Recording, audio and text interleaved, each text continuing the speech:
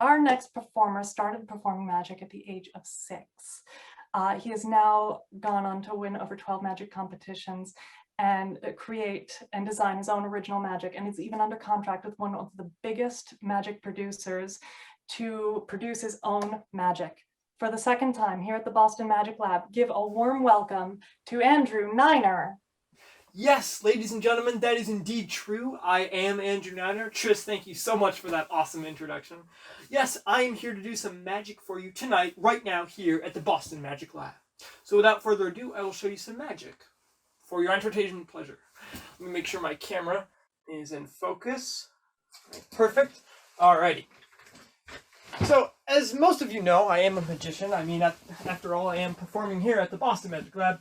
But I do card stuff. And a lot of people always tell me after I perform, oh, it's all just smoke and mirrors.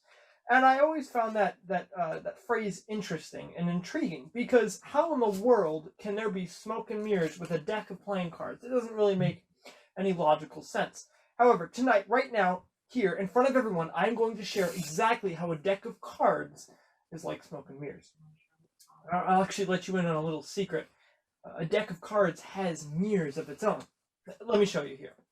We'll deal out 3, and we'll do 3 from the bottom, just like that. Perfect. All right, we'll use the top card here as the the King of Diamonds. So keep your eye here on the King of Diamonds and all of those cards as well. Watch what happens here. You just give the King away. See, a mirror. So the smoke part, not so much. Mirror part, definitely. But here's the crazy thing with these mirrors. All we got to do is give a rub on the card and just tap. And that's when that turns to a mirror as well. Works with this one too. Look, put it down, just a tap. And that is also a mirror now. Okay, little crazy. Look, we'll take this one, put it in the center here. All we do is push it through just like that. Give it another snap. Swipe it, and bam, that's also a mirror. All right, I'm going strong. I'm going to keep going. We'll use these 2 cards here as well. I'll put this one in between just like that. You can see that hopefully. Yep. All right. Watch closely, because the moment you blink, this will happen, and I guarantee you'll miss it, so don't blink. All we do is we cover it for just a second, and that's when that also becomes a mirror. 2 more mirrors. Ladies and gentlemen, that is exactly how there are mirrors in a deck of playing cards. Okay. Maybe I went a little over the top there, a little excessive. But honestly, if you think about it, right, this is what I do. This is kind of how stuff works. Mirrors, that's just one aspect of magic, and that's one aspect of how people think magic is done. It's funny, a lot of times people will make up their own solutions for magic rather than just accept we're just doing sleight of hand, or that's how the trick works. So if you don't accept the fact that I just did sleight of hand and you want a bigger and greater explanation, I guess I can go further and say if you're not careful with playing cards, specifically mirror playing cards, when you're working, sometimes if you hit them too hard, they actually they can shatter, and that's not good. Nobody wants that. That would give me 7 years of bad. Oh, sorry, that's 42 years of bad luck right there. Okay, but here's the thing. When I was really, really little, mirrors were like magic, right? Really little, before I even knew what smoke and mirrors, that term went, or what magic was. Mirrors were like magic to me. Let me explain. I actually have, I brought a mirror with me here today. Mirrors are so cool, and let me explain this to you from like the point of view of like a 6-year-old.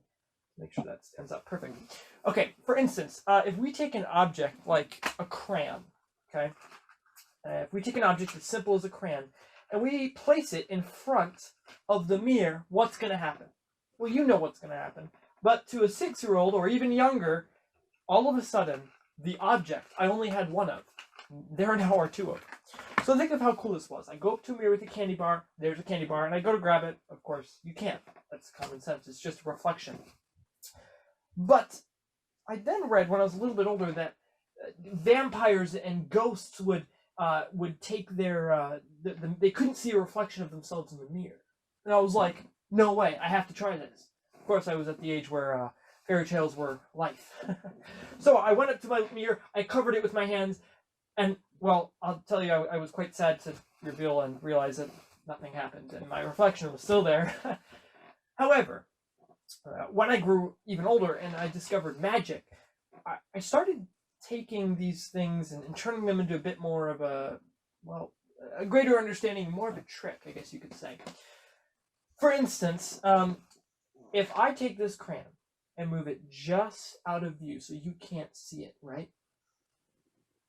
There we go. I think that might have been the first magic trick I ever learned, or made up, I guess. If it doesn't make sense to you, let me again explain it to you from the 6-year-old I was. There is a mirror, and what do mirrors do? They reflect. There is an object in front of the mirror, but the object is not being reflected. Of course, I had no understanding of physics at that age, and I thought 1 + 1 equaled chicken. So, of course, this made perfectly logical sense to me. But of course, what I didn't counter in is from any other angle besides dead on. This trick really didn't work. You could see the crayon in the mirror. So it wasn't until later that I kind of came up with my own how should we put this? My own little magic trick. This was much farther up the line, much closer when I was doing card tricks. And well, let me explain it to you right now. You see, after I did discover magic, and I started turning my little fairy tale dreams, or whatever you want to call them, into a reality, I started doing some really crazy stuff.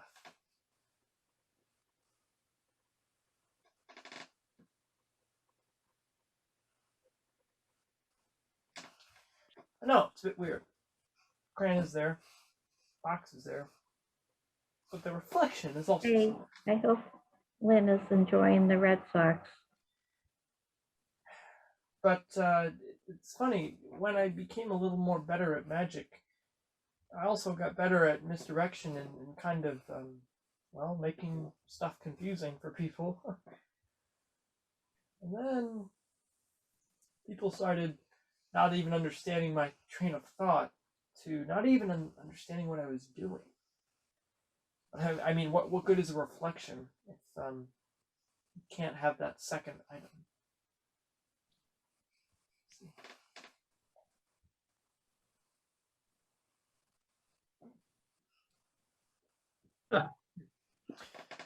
You see, using mirrors from when I didn't even know what magic was until now, I've learned one very, very important rule. And that rule, it's very simple, but important. And that rule is, whenever using mirrors, you should always know when to use mirrors and when not to. Very nice. Ladies and gentlemen, I hope you enjoyed my little performance here at the Boston Magic Lab. Please, if you liked it, go ahead and spam those ones in the comments. I love to see them. Oh, yes, and if you would like to also, go ahead and follow the Boston Magic Lab on Facebook and Instagram and all of the different social media platforms. Ladies and gentlemen, my name has been Andrew Nanner. I hope you have enjoyed my performance. Now, unfortunately, this experiment has come to a close, but rest assured, there are many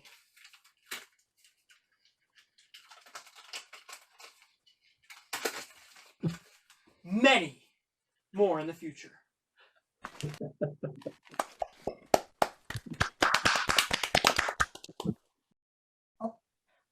Hi, that was so cool. Hey, I've got some experimental questions for you. Keep them Have coming. you- I wanna hear Have them. you looked into gravitation at all? A little bit. Tris, are you okay? It's, you know, they'll turn it back on eventually. We'll see. Okay, just checking. Anyway, that was super cool. I don't think I'm ever gonna look at mirrors the same way again. I never did as a child, and then when I grew up, it just got worse. So I mean, like, I didn't understand it as a kid, and it was like confusing, and then it stopped being confusing. Now it's confusing again. oh, that's my job, right? Yeah. Well, anyway, it was freaking awesome, and thanks. Well, thank you. Yeah, it's still something I don't quite understand Maybe we'll figure it out. someday.